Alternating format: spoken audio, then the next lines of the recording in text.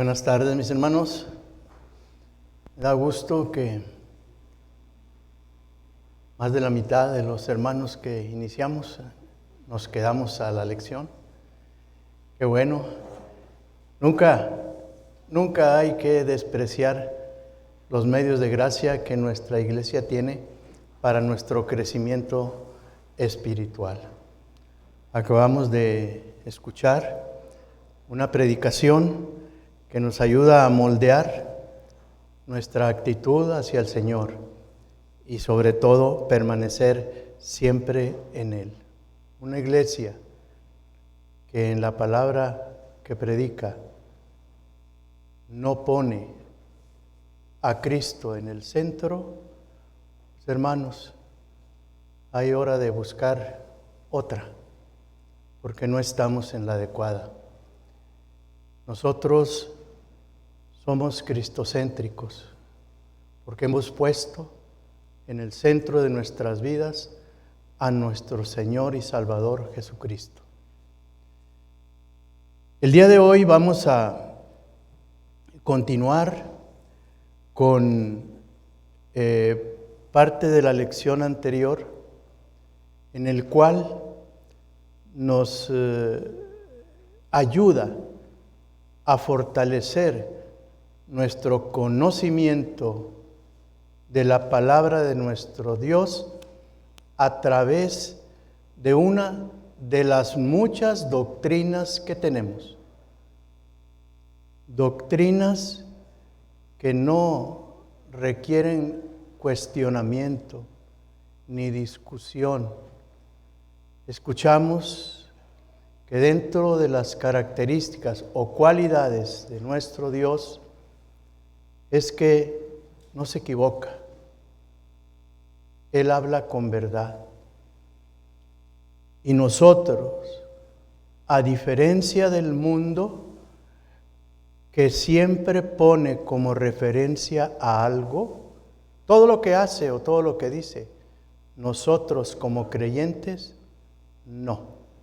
Solamente sabemos que hay una verdad absoluta en nuestro Dios.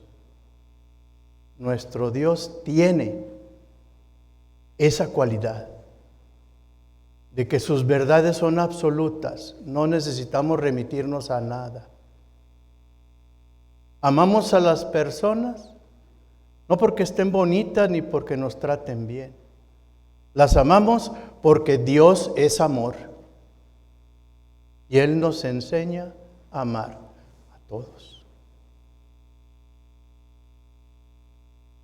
Le decimos a nuestros niños que no digan mentiras. Nosotros también. No decimos mentiras, no defraudamos, no fallamos, no somos intolerantes, etcétera, etcétera. ¿Por qué? Porque eso nos trae beneficios personales, porque nos ayuda a que en el puesto nos vean mejor. No mentimos, porque Dios es verdad. Esa es la razón, esa es la verdad absoluta, la que tiene nuestro Dios. No tenemos que andar buscando en otros lados. Por eso, en la predicación del día de hoy, la invitación es precisamente a tener a Cristo en nuestras vidas, a no quitar la vista de Él, a conocerlo más. Como el objetivo de nuestra lección el día de hoy es que nosotros podamos explicar con nuestras propias palabras cómo el plan de Dios, una doctrina, la soberanía de Dios, otra doctrina, la providencia de Dios, otra doctrina, y la presciencia de Dios, otra doctrina. Esas sostienen la doctrina de la predestinación, a fin de que todos tengamos una idea más amplia de esta doctrina, la predestinación, y el carácter de Dios. Vamos a orar.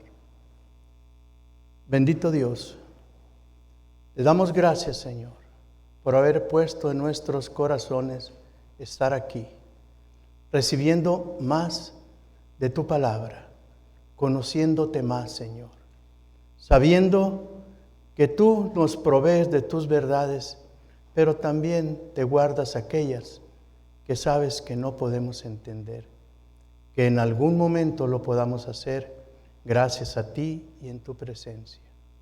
Bendice a todos mis hermanos que están aquí presentes para que reciban de mi voz solamente palabra tuya, enseñanza que quede en nuestras vidas y las moldee con la ayuda de tu Espíritu Santo. Gracias, Señor, te damos en el nombre de Cristo Jesús. Amén. Bien, entonces nosotros vamos a ver el día de hoy que la base o la lectura bíblica que vamos a ver el día de hoy se encuentra en la carta a los Romanos, en el capítulo 9 y los versículos del 14 al 24. 14 al 24, que me gustaría leerlos, el que quiera escucharlos, ¿verdad? Concentrémonos en cada uno de los versículos que tienen mucha enseñanza. Dice así la palabra de nuestro Dios. ¿Qué, pues, diremos? ¿Que hay injusticia en Dios? En ninguna manera. Pues a Moisés dice: tendré misericordia del que yo tenga misericordia, y me compadeceré del que yo me compadezca. Así que no depende del que quiere, ni del que corre, sino de Dios que tiene misericordia. Porque la Escritura dice a Faraón: para esto mismo te he levantado, para mostrar en ti mi poder y para que mi nombre sea anunciado por toda la tierra. De manera que de quien quiere tiene misericordia, y al que quiere endurecer, endurece. Pero me dirás: ¿por qué, pues, inculpa? Porque ¿quién ha resistido a su voluntad? Mas antes, oh hombre, ¿quién eres tú para que alterques con Dios? Dirá el vaso de barro al que lo formó: ¿por qué me has hecho así? ¿O no tiene potestad el alfarero sobre el barro para hacer de la misma masa un barro para honra y otro para deshonra? ¿Y qué, si Dios, queriendo mostrar su ira y hacer notorio su poder, soportó con mucha paciencia los vasos de ira preparados para destrucción, y para hacer notorias las riquezas de su gloria, las mostró para con los vasos de misericordia que él preparó y de antemano para gloria, a los cuales también ha llamado, esto es, a nosotros, no solo de los judíos, sino también de los gentiles. Amén. Esa es nuestra lectura bíblica y vamos a recordar que de la clase pasada nosotros nos referimos específicamente a la salvación de la humanidad, en esa predestinación que hablamos. Sin embargo, la preordenación de Dios de los eventos de este universo se extiende a todas las áreas de su creación. Consideraremos cuatro elementos del carácter de Dios que son fundamentales para entender la doctrina de la predestinación: su plan, su soberanía, su providencia y su presencia. Vamos a hablar. El plan de Dios. Dios tiene un plan para su creación. Un plan que Él estableció antes de la fundación del mundo y que a su tiempo se cumplirá. Dice Isaías 46:9. Acordaos de las cosas pasadas desde los tiempos antiguos, porque yo soy Dios y no hay otro Dios y nada semejante a mí. Nosotros podemos hacer muchos planes y entre más grande sea la encomienda, más cuidadosamente detallamos nuestro plan. Sin embargo, a diferencia de la humanidad, Dios es todopoderoso y su soberanía lleva a cabo sus planes. Hasta el más mínimo detalle, y como señala un teólogo, Boedner, el admitir que Él tiene un plan que está llevando a cabo es admitir la predestinación. Su plan es eterno, dice el Salmo 33:11. El consejo de Jehová permanecerá para siempre, los pensamientos de su corazón por todas las generaciones. El plan de Dios es inmutable. Isaías 14:24 nos dice: Jehová de los ejércitos juró diciendo: ciertamente se hará de la manera que lo he pensado y será confirmado como lo he determinado.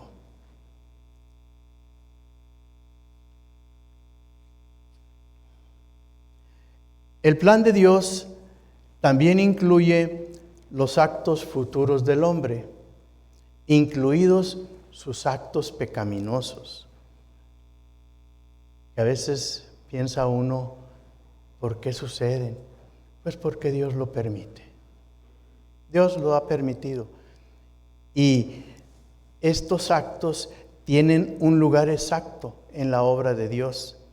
Pues recuerden, Dios anula estos actos y los usa para sus propósitos. Podemos tener ejemplos en la Biblia donde Dios ha cambiado completamente un acto que fue pecaminoso a un acto que muestra su gloria. Viene a mi memoria rápidamente, ¿verdad? Aquellos hermanos que vendieron a uno de ellos como esclavo, que lo menospreciaron, que no lo querían, José, y que al paso del tiempo se cumplieron los sueños que él había profetizado de lo que Dios haría en sus vidas, y vinieron después a él toda su familia y todo el pueblo de Dios, después de que lo vendieron como esclavo, después que lo pusieron en la mente de su padre que había muerto, etc. Dios cambió todo eso, lo puso en su lugar y en el momento oportuno mostró para gloria lo que aquellos en su momento malosos le hicieron a José, porque después cambiaron y se arrepintieron, gracias a Dios, y eso es parte de donde Dios anula esos actos y los pone en su lugar exacto, en su obra. Hablamos también de la soberanía de Dios. Y nosotros, cuando oramos, cuando nos referimos a nuestro Dios, también hacemos uso de esa doctrina, aún sin conocerla, sino simplemente por un reconocimiento a que nada sucede fuera de lo que Él hace o permite, reconociendo a nuestro Dios soberano. Y un Dios soberano no pide opinión. Un Dios soberano, su palabra es ley.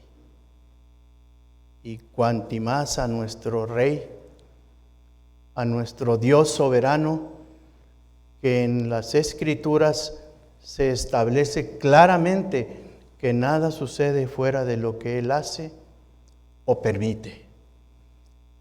Las acciones pecaminosas nuevamente de la humanidad y las acciones malvadas de Satanás y sus secuaces solo ocurren con su permiso. Él tiene el control completo sobre todas las cosas. De hecho, no hay nada imposible para Él. A Él nos referimos siempre. Para ti, Señor, no hay nada imposible. Confiamos también en su sabiduría, en su amor y en su santidad. Vean cómo tantas cosas que estamos diciendo están dentro de nuestra misma oración.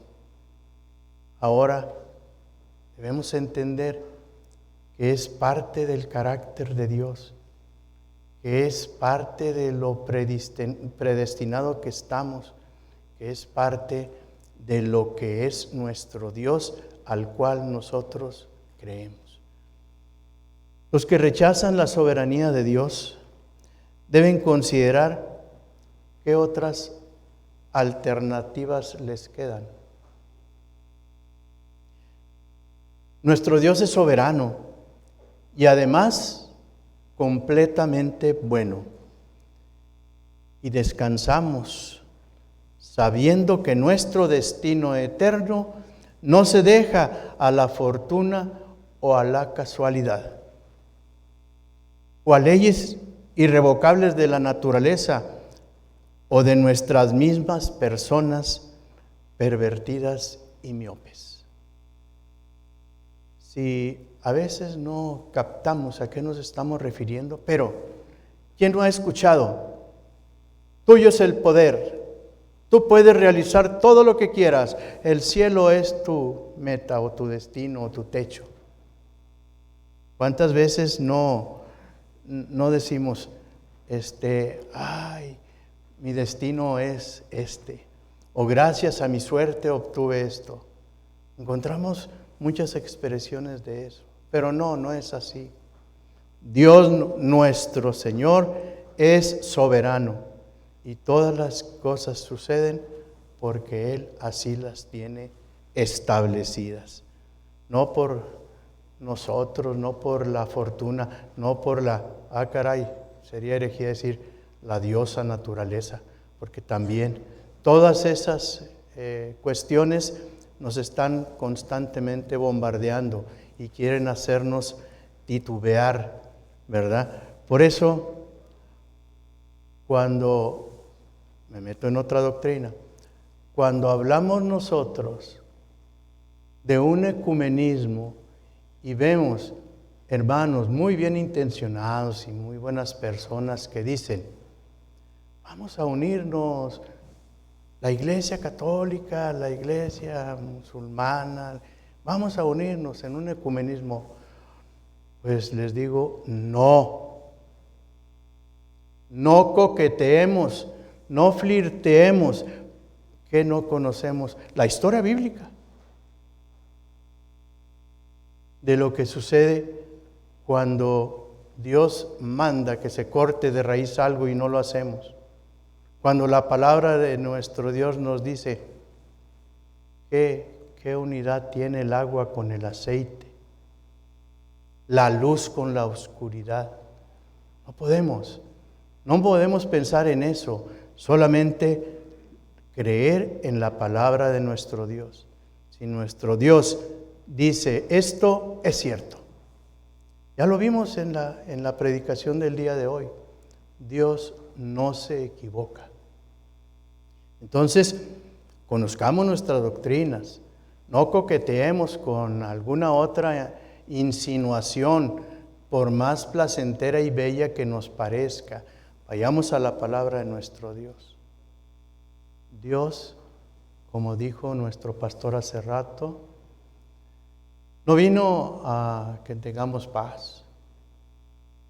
Vino a establecer una guerra de nosotros para con el mundo. Y si en el mundo está mi papá, mi mamá, mis hermanos, mis hijos, mis parientes, ahí está la separación. vino Dios por nosotros, nos predestinó para eso. Entonces, no nos sintamos mal, porque también escuchamos aquel que pone en primer lugar a su familia y después a Dios, es decir, que no aborrece a su familia que está en pecado y la cambia por mí, no merece seguirme, no merece ser mi discípulo. Entonces, debemos nosotros reconocer todos esos hechos para poder ser no más cuadrados como dice el mundo, porque el mundo dice que somos muy cuadrados. No, somos seguidores de la palabra de nuestro Dios. No somos cuadrados. Y si en Él creemos, a Él obedecemos. Y si Él nos dice que nosotros debemos de actuar de esta manera, así lo hacemos.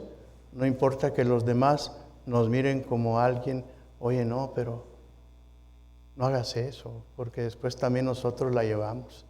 Si tú te portas bien, si tú no haces bien las cosas, tu trabajo, si tú llegas a tiempo, si tú cumples, no, hombre, después nos van a exigir a todos lo mismo. Pues yo lo hago, o ustedes lo deben hacer, porque Dios así lo quiere y Dios nos manda. Dice uno de los mandamientos, no robarás. Pero cuando le robamos el tiempo a otros, pero cuando le robamos sus buenas intenciones a otro, si le robamos su confianza a otros, no estamos actuando en contra de la persona, estamos actuando en contra de lo que Dios nos dice. Su providencia también es una doctrina, y esta doctrina fortalece también la de la predestinación que tenemos ahora nosotros. Catecismo Menor de Westminster, uno de los libros que debemos de tener en nuestra biblioteca. Ya en la clase pasada el hermano Gregorio habló de otros libros que debemos de tener, son fundamentales. El Catecismo Menor de Westminster, la Confesión de Fe, los credos apostólicos, niceno, aparte nuestras constituciones, manual de organización y todo, son parte de los libros básicos, doctrinales que nosotros podemos hacer uso como creyentes y también como presbiterianos. Entonces, el Catecismo Menor, en la pregunta número 11, porque si lo comparan con el Catecismo Mayor, es muy diferente, tiene diferencias, ¿verdad? Una que siempre me gusta, porque es la que primero se aprende uno, es: ¿cuál es el fin principal del hombre? Es la pregunta número 1, en el Catecismo Menor y en el Mayor. Y tiene mucha sabiduría esa primer respuesta que nos dan a esa pregunta. ¿Cuál es el fin principal del hombre? El fin principal del hombre es el de glorificar a Dios, grande, y gozar de Él para siempre. O sea, que lo que hacemos que glorifica a Dios nos invite a estar contentos, a gozar de lo que Dios quiere y hace en nuestras vidas. Bueno, la pregunta 11 dice: ¿cuáles son las obras de providencia de Dios? Respuesta: las obras de providencia de Dios son aquellas con que sabia, santa y poderosamente preserva y gobierna a todas sus criaturas y a todas las acciones de éstas. Esa es la respuesta a la pregunta 11. ¿Cuáles son las obras de providencia de nuestro Dios? Dios es infinito. Es otra cualidad de nuestro Dios. No hay cosa grande para no incluirla en su control, ni pequeña para que se le pase inadvertida. La providencia de Dios es grande como nuestro Dios. Dios no solo es soberano en su creación, sino que también está presente y activo en todo tiempo, en todo lugar, en todas partes y con todas las cosas, como si estuviera en un solo sitio y esa fuera su atención, su única atención. Por eso también nosotros siempre nos dirigimos a la providencia de nuestro Dios. Reflexionemos también como creyentes, como cristianos, ¿verdad?, de nuestra convicción como creyentes acerca de lo que estamos diciendo. ¿Por qué? Es palabra de nuestro Dios. Es una lección que nos está enseñando. Es algo que nosotros, como humanos, podríamos cuestionar, pero a la luz de la palabra de nuestro Dios, no. Dios es el que tiene la última palabra. Pablo afirma en Efesios 4:6 que un Dios y Padre de todos, el cual es sobre todos y por todos y en todos.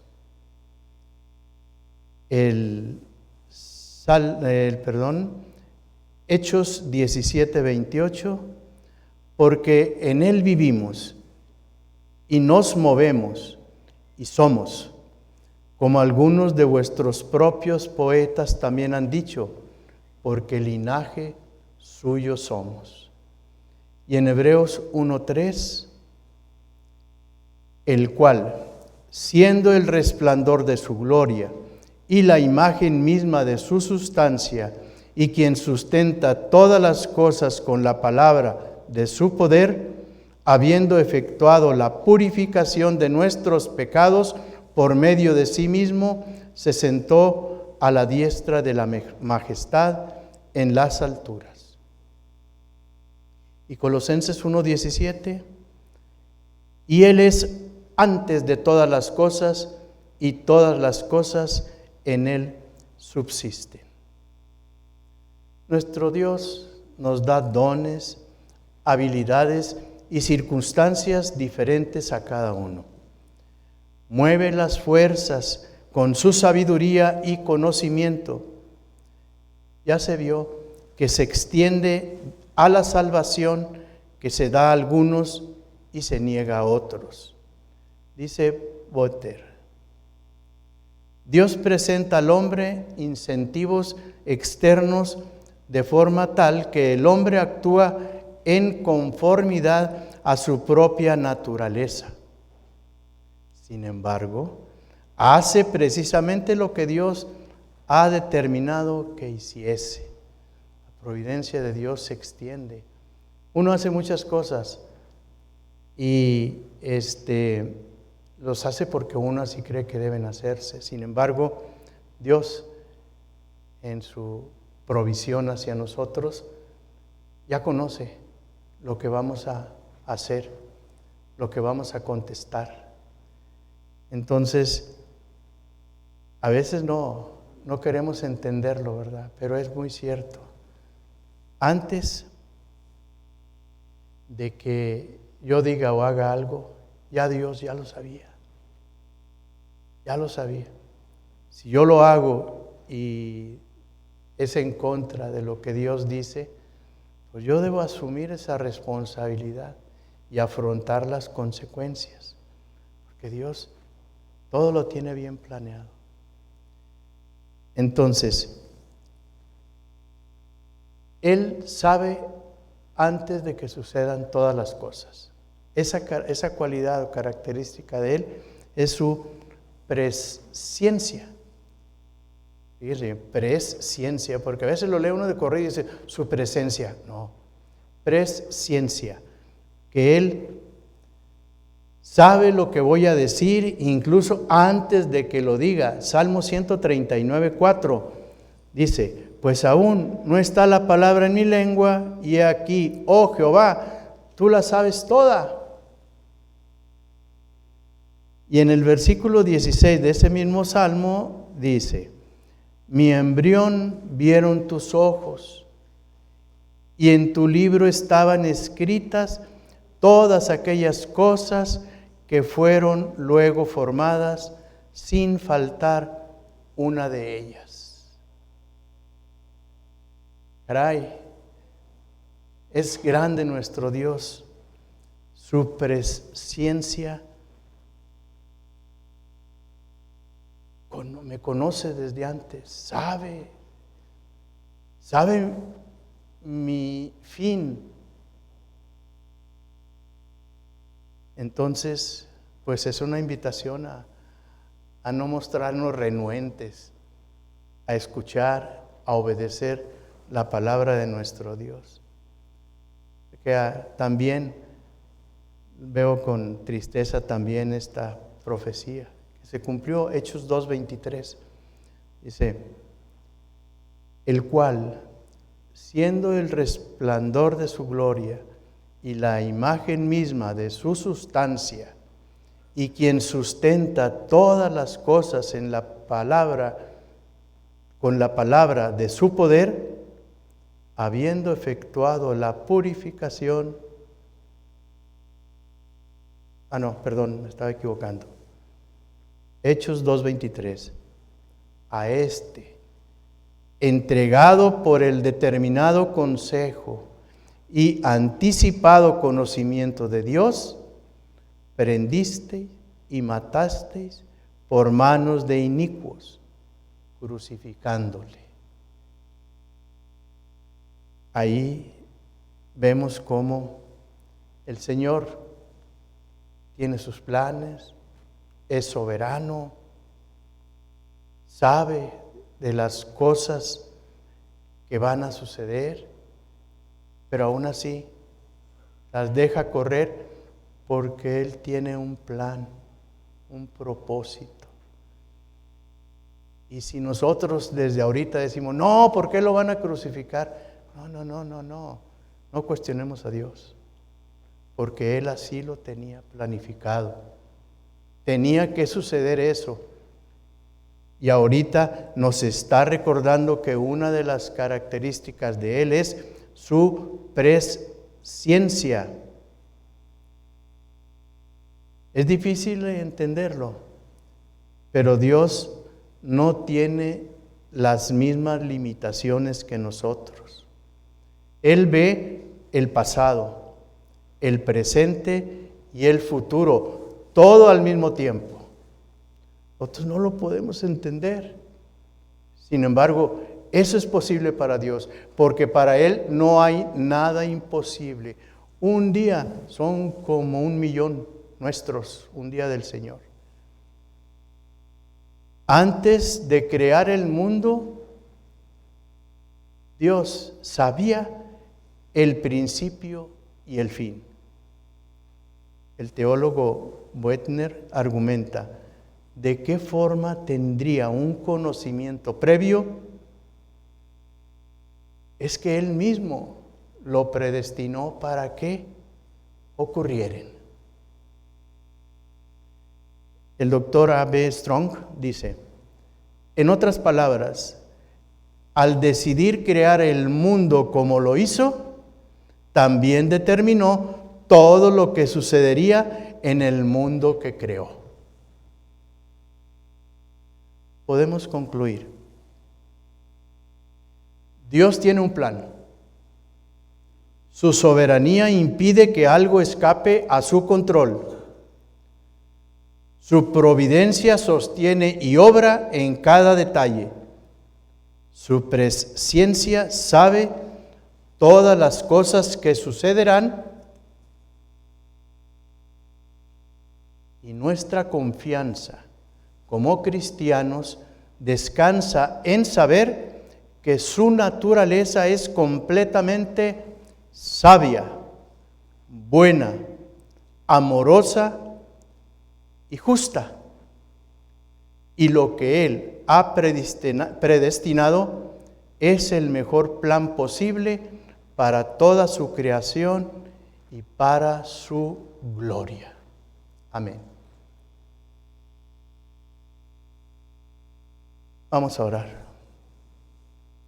Bendito Dios, gracias te damos por estas palabras, Señor, tuyas, que nos llenan, Señor. Nos llenan de paz, de gozo, de esperanza y confianza en ti, Señor. Permite que así sigamos junto a ti, ser aceptados por ti, que seamos como perfume de olor grato, que vivamos de acuerdo a lo que tú nos enseñas y que podamos llegar algún momento a estar en tu presencia y gozarnos viendo tu gloria tal cual. Bendito sea, Señor. Te damos gracias en el nombre de Cristo Jesús. Amén. Mis hermanos, no se me paren, falta si hay preguntas, porque pues es muy claro lo que vimos, ¿verdad? Y a veces pues vemos muchos videos en la televisión, en YouTube, en todos lados, de muchos predicadores, pero que a veces nos hacen ahí una pullita como para decir, mira, lo que te están enseñando no es cierto. No, la palabra de Dios es muy clara, a ella nos remitimos. Y si el pastor fulano de tal nos habla muy bonito y nos dice que todos vamos a ser millonarios, ¿verdad? Entonces, pues vamos a ver qué dice la palabra de nuestro Dios. Si Él así lo tiene determinado, así va a ser. Y debe ser para bendición, para que se muestre la gloria de Él. Hermanos, ¿alguna pregunta? Hermano, sí.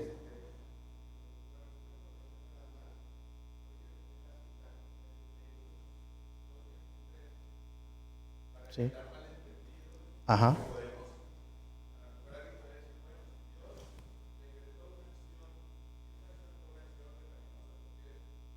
Hey.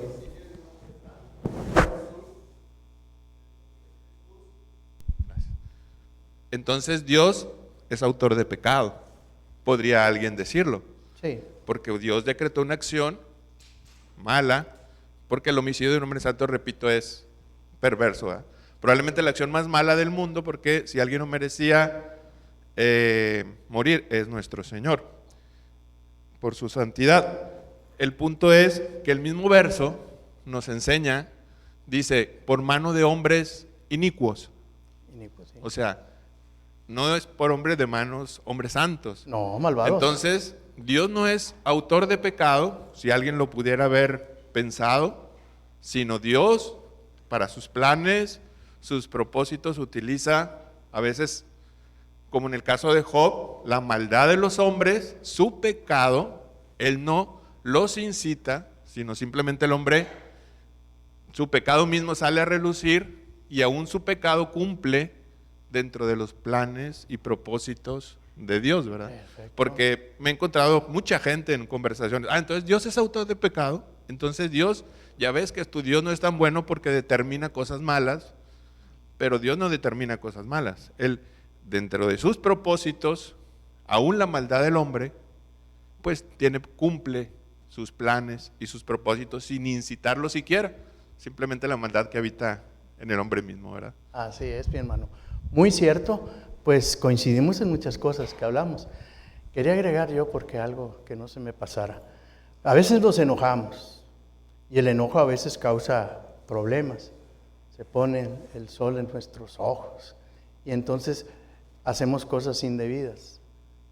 Yo creo que a cual más, cual menos nos ha pasado. Nos hemos enojado, como decía nuestro pastor hace rato, tomado actitudes que después se arrepiente uno.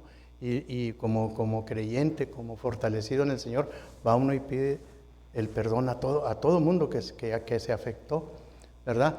Sin embargo, sí hay una diferencia entre el enojo nuestro, porque el enojo nuestro es para destruir, y el enojo de Cristo, cuando en su momento lo mostró, fue constructivo, fue para construir, porque Él se enojó con lo que se estaba haciendo y explicó el motivo, el porqué.